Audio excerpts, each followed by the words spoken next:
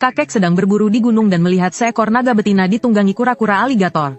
Melihat itu, kakek mengangkat senapannya, bersiap untuk menembak keduanya sekaligus. Namun, naga betina itu tiba-tiba berbicara dan meminta tolong pada kakek. Ia berkata jika kakek bisa menyelamatkannya, ia pasti akan membalas budi kakek suatu hari nanti. Terpikir oleh kakek tentang aku yang akan segera lahir, kakek pun menembak kura-kura aligator itu. Naga betina itu lalu berkata, "Aku terluka parah dan butuh waktu untuk pulih. Obatilah aku, dan setelah aku sembuh, aku akan memberkati cucumu, keluarga Li, dengan keberuntungan." Kakek menyetujui perjanjian aneh ini. Ia memutuskan untuk mengambil kesempatan ini. Awalnya, keluarga mengira kakek hanya bercanda. Namun, 10 tahun kemudian, di hari ibuku melahirkan, terjadilah fenomena aneh di langit. Bayangan naga raksasa benar-benar muncul dari bawah rumah leluhur kami. Melihat itu, kakek sangat gembira. Ia membayangkan berkah apa yang akan diberikan naga itu kepadaku. Namun, setelah bayangan naga menghilang, datanglah hujan badai yang sangat deras. Semua penduduk desa mengungsi ke tempat yang lebih tinggi. Hanya keluargaku yang terjebak di rumah karena ibuku kesulitan melahirkan. Semua orang panik, kecuali kakek yang tetap diam. Ia berdiri di depan pintu, menatap ke kejauhan seolah menunggu sesuatu. Sekitar pukul 10 malam, suara ibuku sudah serak, tapi aku masih belum juga lahir. Bahkan dukun beranak mengira aku bayi yang meninggal dalam kandungan. Saat semua orang putus asa, sebuah petir menyambar langit yang gelap, disertai suara guntur yang menggelegar. Akhirnya aku lahir. Namun, sebelum keluarga sempat bergembira, pintu rumah didobrak. Sebuah peti mati hitam terbawa arus banjir masuk ke dalam rumah. Peti mati itu tergeletak begitu saja di halaman. Semua orang ketakutan melihatnya, tapi kakek malah tertawa terbahak-bahak. Ia berkata ini adalah peti mati air yang membawa keberuntungan. Aku pasti akan menjadi orang kaya nantinya. Lalu kakek membawa peti mati itu ke kamarnya. Waktu berlalu. Aku berumur 5 tahun. Saat itu, orang tuaku ingin punya anak lagi. Jadi aku tidur bersama kakek. Saat itulah aku tahu kakek selalu memberi sesajen pada peti mati itu. Beberapa hari setelah aku pindah ke kamar kakek, kakek membujukku dengan permen, untuk melakukan upacara pernikahan dengan peti mati itu. Selain itu, ia juga mengajariku ilmu Feng Shui dari buku kuno. Ia mengajariku selama lebih dari 10 tahun. Di usia 18 tahun, kakek sakit parah. Di hari-hari terakhirnya, kakek sering menyendiri di kamarnya, dan berbicara sendiri tentang hal-hal aneh. Padahal, selain aku yang sesekali masuk, hanya ada peti mati itu di kamarnya. Sehari sebelum kakek meninggal, ia memanggilku dan berpesan 2 hal. Pertama, setelah ia meninggal, aku harus memakamkannya dengan peti mati di kamarnya. Ia bilang akan ada orang yang mencoba merebutnya, jadi aku harus menjaganya. Kedua, aku harus menjaga istriku baik-baik.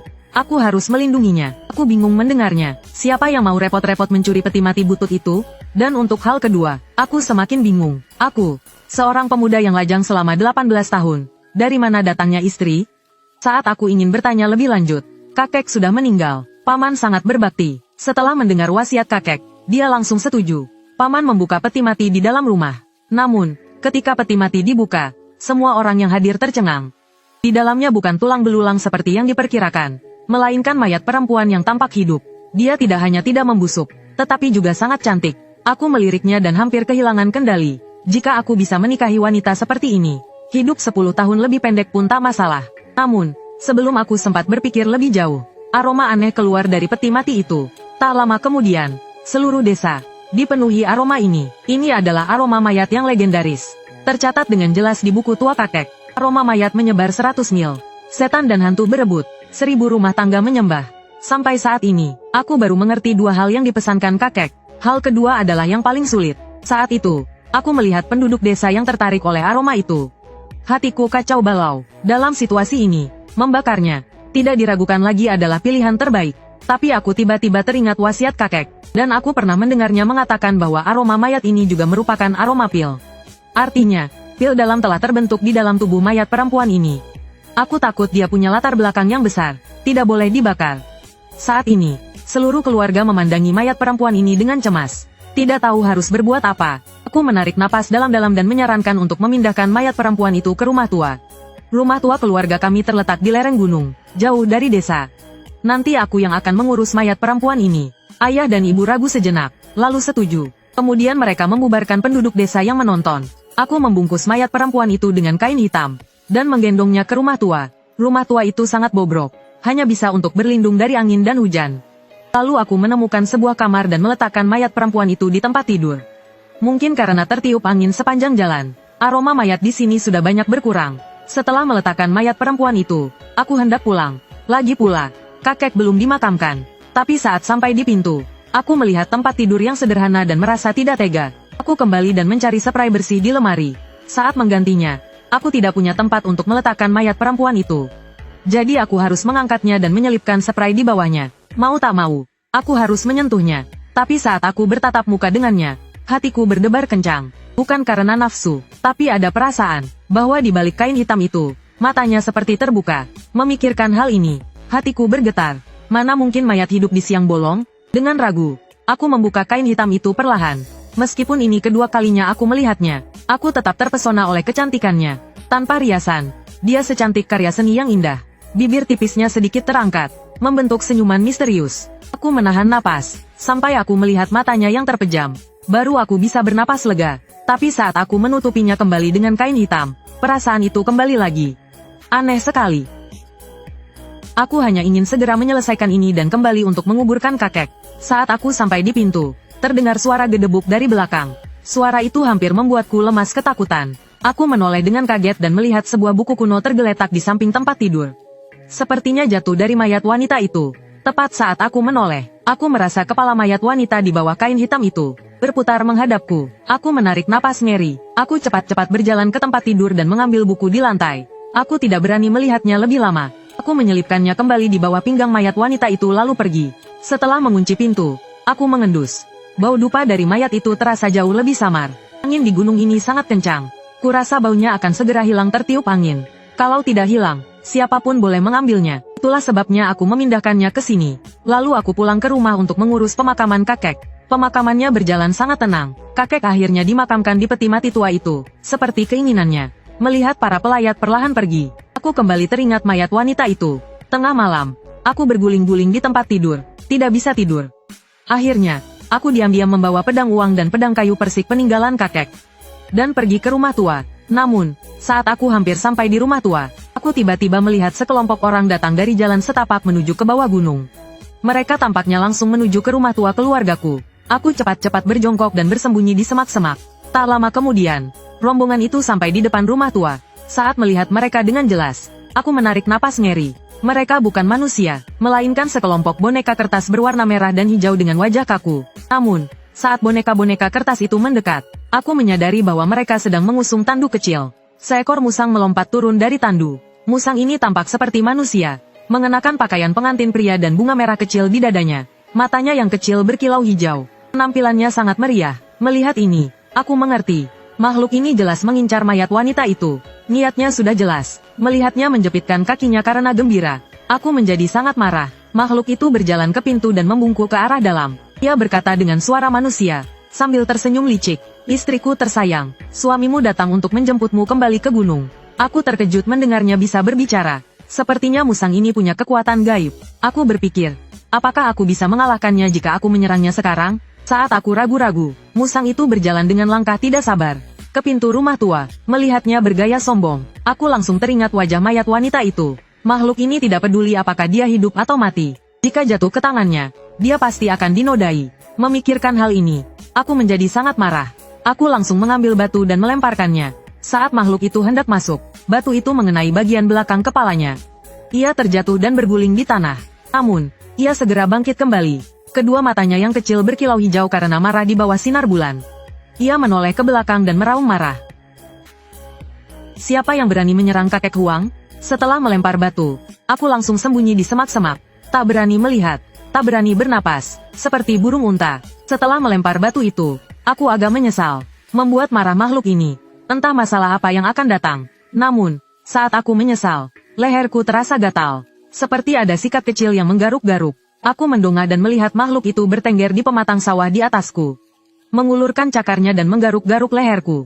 Astaga, secara naluri aku mencabut pedang kayu persik dari pinggangku, dan menebaskannya ke arah makhluk itu. Dengan ayunanku yang kuat, pedang kayu persik itu memancarkan cahaya keemasan. Musang kuning itu terkejut. Ia segera melompat mundur dan berhasil menghindari serangan itu. Aku tak memberinya kesempatan untuk bereaksi. Aku menyerangnya dengan tendangan cambuk ke arah kepalanya. Kali ini ia tak bisa menghindar dan terlempar 7 atau 8 meter. Ia berguling beberapa kali di tanah sebelum akhirnya berdiri. Ia menatapku dengan mata kecilnya dan berkata dengan galak, "Bocah, kau tak tahu siapa aku?" Dalam radius 100 mil ini, siapa yang tak kenal Huang Tua ketiga?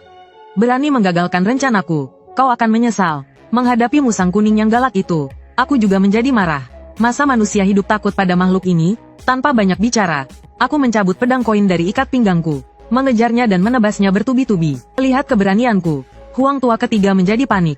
Ia memutar badannya, dan menyemburkan asap kuning dari pantatnya. Aku tak menyangka ia bisa melakukan itu. Kentut tua itu sangat pedas hingga air mataku mengalir. Huang Tua ketiga memanfaatkan kesempatan itu untuk melompat ke tempat yang lebih tinggi.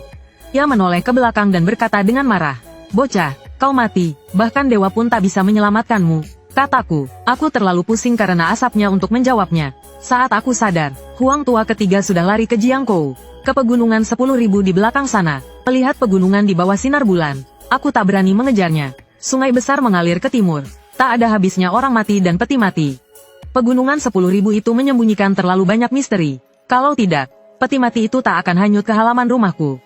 Setelah agak pulih, aku membuka pintu kamar. Melihat mayat wanita itu masih ada, aku merasa lega. Aku mengumpat, "Sialan kau, hampir saja aku mati suffocated by that vessel." Untuk mencegahnya kembali, aku berbaring di sebelah mayat wanita itu. Lagi pula, tempat tidur inilah yang paling bersih di ruangan ini. Meskipun aku berbaring, pikiranku masih berkelana. Tanpa sadar, aroma mayat di kamar semakin kuat. Aku hanya menghirup sedikit, dan aroma itu perlahan berubah menjadi aliran hangat, menyebar ke seluruh tubuhku. Aku langsung merasa ada yang tidak beres. Saat aku mencoba untuk bangun, ku terkejut karena tubuhku tak bisa bergerak. Tidak hanya itu, kelopak mataku juga terasa berat dan tak bisa kubuka. Dan seiring aroma mayat yang semakin kuat, aku mulai merasa mulutku kering dan tenggorokanku haus. Seluruh tubuhku mulai terasa panas. Perut bagian bawahku terasa seperti terbakar. Saat kesadaranku mulai menghilang, aku merasakan sepasang tangan ramping dan panjang. Tangannya masuk ke dalam bajuku. Apa-apaan ini, meski biasanya berani. Aku mulai ketakutan. Aku sangat menyesal. Kenapa aku harus tidur bersamanya? Kalau dia tiba-tiba bangun, pasti dia akan menghisapku sampai kering. Dan apa yang kutakutkan benar-benar terjadi. Baru saja berpikir begitu, kurasa ada wajah mendekat ke leherku. Seketika seluruh tubuhku menegang, buluku berdiri semua. Saat aku ketakutan, sesuatu yang dingin dan lembut menutupi mulutku. Apa yang terjadi? Tidak menggigit leher, tapi menggigit mulut.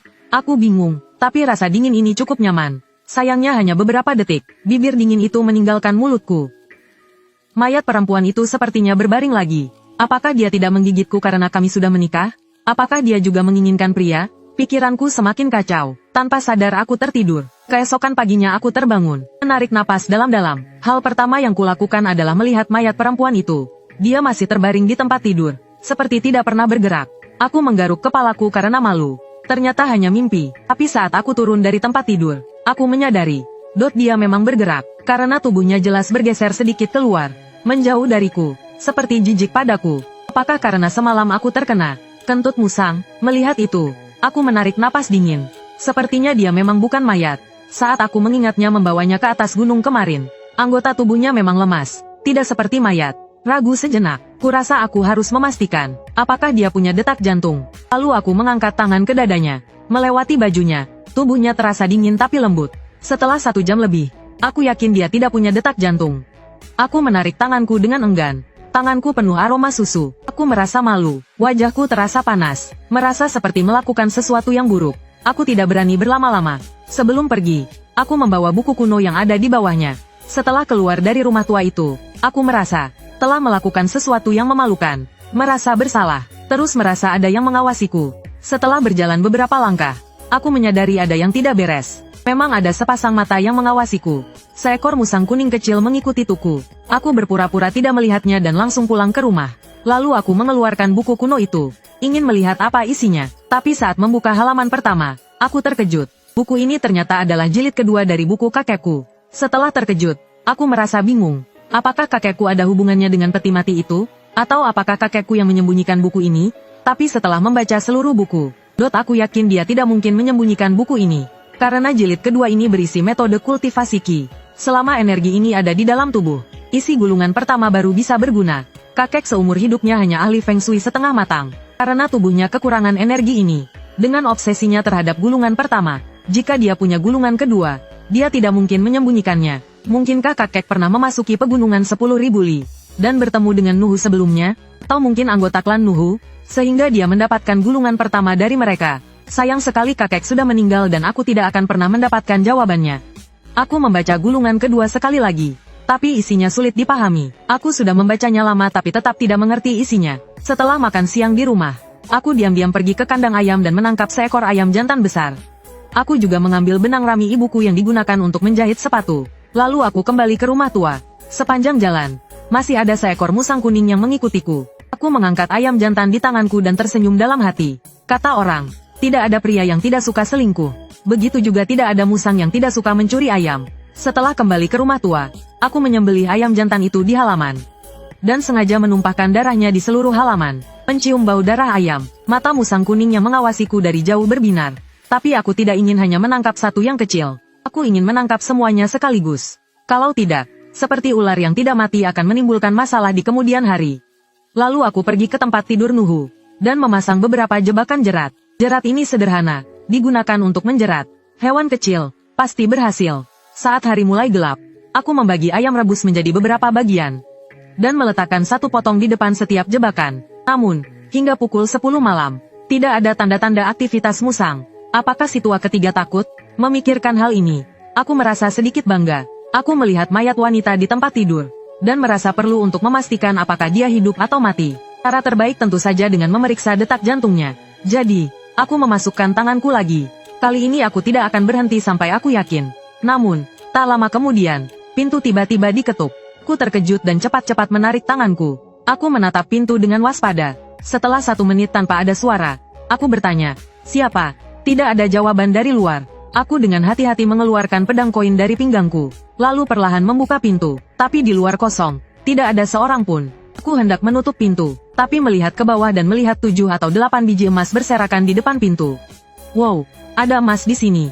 Ini barang yang sangat berharga. Tapi aku tidak mengambilnya. Aku tahu makhluk halus di gunung tidak hanya mengingat kebaikan, tapi juga dendam. Terutama musang kuning. Mereka sering menggali lubang di gunung, dan terkadang masuk ke makam kuno di gunung. Jika mereka menemukan barang berharga, mereka akan menyembunyikannya, dan menggunakannya saat membalas dendam. Jika aku mengambilnya sekarang, aku akan terkena sihirnya. Jadi aku mengabaikannya, dan malah mengeluarkan paha ayam rebus, dan sengaja memakannya di depan pintu. Mengingat si tua ketiga mengincar mayat wanita itu, aku sengaja membuka kain hitam yang menutupi wajah Nuhu, dan menyalakan lampu di dalam ruangan agar dia bisa melihatnya dengan jelas. Benar saja, saat aku membuka kain hitam yang menutupi wajah mayat perempuan itu, aku melihat beberapa titik hijau kecil di rerumputan tak jauh dari sana. Aku menghitungnya. Total ada 7 atau 8 pasang. Sepertinya seluruh keluarga ikut keluar. Kali ini aku bisa menangkap mereka semua sekaligus. Lalu aku sengaja menutup pintu dan mematikan lampu di dalam rumah. Kemudian aku bersembunyi di balik pintu dan mengamati situasi di luar. Tak lama kemudian, Huang tua ketiga muncul di sekitar halaman. Malam ini dia tidak memakai baju, hanya memakai celana bermotif bunga. Dia mondar-mandir di depan pintu beberapa kali, baru kemudian dengan diam-diam berjalan menuju pintu rumah. Namun, tepat saat aku mengira dia akan masuk perangkap, Huang tua ketiga tiba-tiba berhenti. Lalu dia melambaikan cakarnya, dan musang kuning kecil di belakangnya langsung menerjang keluar sebagai perintis. Setelah musang kuning kecil itu datang, matanya menatap daging ayam itu. Setelah mengamati sekeliling, ia dengan ringan melompat ke jendela. Beberapa di antaranya langsung menginjak perangkap yang aku pasang, dan berputar-putar panik. Melihat itu, aku bersiap untuk menangkapnya. Tetapi aku melihat Huang tua ketiga mengangkat pantatnya ke arah celah pintu. Tak lama kemudian, kabut hijau tua menyembur masuk melalui celah pintu. Melihat itu, aku segera mundur. Tetapi masih tak sengaja menghirup sedikit. Kepalaku terasa sedikit pusing. Hehe, Huang tua ketiga di luar pintu tertawa kecil, mendorong pintu hingga terbuka sedikit dan masuk dengan gaya seperti manusia. Aura menggoda mengacaukan pikiranku. Saat ini, halusinasi di mataku mulai menjadi semakin nyata, membuatku hampir menjadi gila. Namun, tepat pada saat ini, perut bagian bawahku terasa hangat, dan ada aliran energi yang mengalir ke seluruh tubuhku, membuat halusinasi di depanku langsung menghilang. Pikiranku juga menjadi sangat jernih. Ini energi Tao. Aku diam-diam senang tetapi tidak menunjukkannya. Aku terus berpura-pura terpesona, memukul dan mencakar-cakar ke seluruh ruangan. Bocah, kau masih terlalu muda untuk melawan aku. Huang tua ketiga tersenyum puas dan tidak menyelamatkan musang kuning kecil itu terlebih dahulu. Melainkan, dia langsung melompat ke tempat tidur wanita itu, seolah-olah sedang mengagumi harta karun yang tak ternilai harganya. Lalu dia duduk bersila di samping wanita itu seperti manusia, dan dengan tidak sabar mulai menghirup aroma. Seiring dengan tarikan dan hembusan napasnya, perut wanita itu juga naik turun. Untuk sesaat, aroma mayat memenuhi seluruh ruangan. Melihat adegan ini, aku diam-diam terkejut. Sepertinya aroma mayat ini benar-benar wangi. Pil mayat adalah harta yang tak ternilai. Bagi iblis dan monster, benda ini cepat atau lambat akan membahayakan nyawaku jika tetap berada di sisiku. Sambil berpikir, aku diam-diam mendekatinya, menunggu kesempatan yang tepat.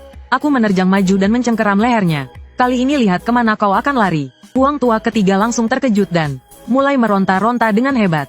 Namun, segera tatapannya yang meronta berubah menjadi ketakutan. Kedua matanya melotot. Aku pikir dia menunjukkan ekspresi seperti itu karena dia merasa tidak bisa melarikan diri setelah jatuh ke tanganku. Tetapi segera aku menyadari bahwa dia tidak melihat ke arahku, melainkan ke arah mayat perempuan itu. Aku menoleh dan menyadari kalau tadi aku menerjang terlalu keras. Separuh badanku menimpa mayat perempuan itu. Kain hitam yang menutupinya juga kusut. Wajahnya yang cantik pun terlihat. Namun, matanya merah darah. Menakutkan sekali. Aku segera mengulurkan satu tangan dan menarik kain hitam untuk menutupi wajahnya lagi. Huang Laosan gemetar ketakutan dan lupa berontak. Setelah aku menutupi wajah mayat itu, ia tergagap. Dasar brengsek, jujur saja. Dari mana kau dapatkan perempuan ini? Bukan urusanmu. Aku menyeretnya ke tunggul kayu di samping. Di sana sudah kusiapkan tongkat kayu. Huang Laosan panik saat melihat aku hendak menghabisinya. Ia langsung panik. Nak, dengarkan aku, bebaskan aku, dan aku bisa menyelamatkanmu. Kalau tidak, kau tak akan bisa melawan perempuan ini. 10 nyawamu pun tak akan cukup. Melihatnya masih mengancamku, aku membantingnya ke tunggul kayu dan mendengus. Dia istriku. Masa dia mau menggigitku sampai mati? Huang Laosan tertawa sinis. Bodoh tak kenal takut. Kau pikir kalau kau memanggilnya istri, dia akan benar-benar jadi istrimu? 7 hari lagi. Kau tamat. 7 hari, apa maksudmu? Tongkat di tanganku terhenti di udara. Melihat secercah harapan, Huang Laosan buru-buru berkata, 7 hari lagi, inti energinya akan sampai di sini. Tatapan Huang Laosan kembali dipenuhi ketakutan. Ia menatap tajam ke belakangku. Ia saking takutnya sampai tak bisa bicara. Dasar, masih mau main tipuan di saat seperti ini? Aku tak mau memanjakannya. Saat ia lengah, kuletakkan kepalanya di atas tunggul kayu, dan kupukulkan tongkat itu. Mata Huang Laosan terpejam. Tangan dan kakinya bergerak-gerak. Lalu ia menghembuskan napas terakhirnya. Lalu aku mengangkat tongkat, dan menghabisi musang kuning kecil yang melompat-lompat di jendela dan pintu. Namun, saat aku berbalik, kakiku terasa berat seperti timah. Tongkat di tanganku jatuh ke lantai. Mayat perempuan di ranjang entah sejak kapan sudah duduk. Aku menarik napas dalam-dalam beberapa kali, berusaha menenangkan diri. Kami berpandangan selama beberapa menit. Saat ia tak bergerak lagi, aku berjalan hati-hati mendekatinya. Sambil bergumam, istriku, jangan menakutiku, aku sedang membereskan musang-musang itu untukmu. Kalau bukan karena aku, mungkin dia sudah angkat kaki dari sini. Kita sudah menikah di hadapan langit dan bumi. Kalau kau membunuhku, kau akan benar-benar jadi janda. Tak disangka, begitu aku selesai bicara, mayat perempuan itu berbaring kembali di ranjang. Aku menghela napas lega, ternyata mayat hidup juga takut jadi janda. Namun, belum sempat aku lega sepenuhnya. Huang Laosan yang tergeletak di lantai dengan mata melotot, tiba-tiba bangkit. Ia lari ke pintu dalam sekejap. Berani kau menantangku? Aku ambil tongkat, dan mengejarnya dengan marah. Huang Laosan berlari ke pintu gerbang, dan menoleh ke arahku. Huanzi kecil, akan tiba waktunya kau menangis. Setelah mengancamku, Huang Laosan berbalik dan menghilang di semak-semak. Aku merasa kesal, binatang ini benar-benar licik. Tapi untungnya, murid-muridnya masih ada di tanganku. Lalu aku cari kandang, dan memasukkan semua musang kecil itu ke dalamnya. Setelah itu, aku berteriak ke arah hutan yang sunyi. Kalau kau tidak datang malam ini untuk menjelaskan, besok pagi aku akan menjadikan murid-muridmu ini sebagai lauk. Aku yakin Huang Laosan belum lari terlalu jauh. Dia pasti bisa mendengar kata-kataku. Setelah semua keributan itu, sudah tengah malam. Aku kembali ke rumah, dan melihat mayat wanita di tempat tidur. Pandanganku tertuju pada perutnya yang tadi bergerak. Teringat tatapan khawatir ibuku. Aku tahu ini tidak bisa ditunda lagi. Tapi membakarnya, aku benar-benar tidak berani. Aku berpikir lama tapi tidak menemukan solusi yang baik. Akhirnya aku memutuskan, tunggu saja sampai 7 hari lagi untuk melihat apa yang terjadi. Aku menunggu sampai dini hari. Tapi Huang Laosan tidak muncul. Sepertinya dia tidak peduli dengan murid-muridnya. Aku sangat mengantuk, dan tertidur di samping tempat tidur wanita itu. Keesokan harinya saat bangun, aku mengambil golok berkarat, dan mulai mengasahnya di halaman. Mendengar suara golokku, sekumpulan musang kecil itu meringkuk ketakutan di dalam kandang.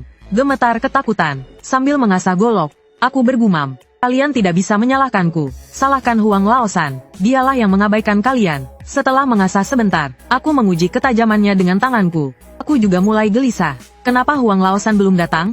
Apa dia benar-benar tidak peduli dengan murid-muridnya? Aku tidak berani membunuh musang-musang kecil ini. Kalau kulakukan, dendamnya akan semakin dalam.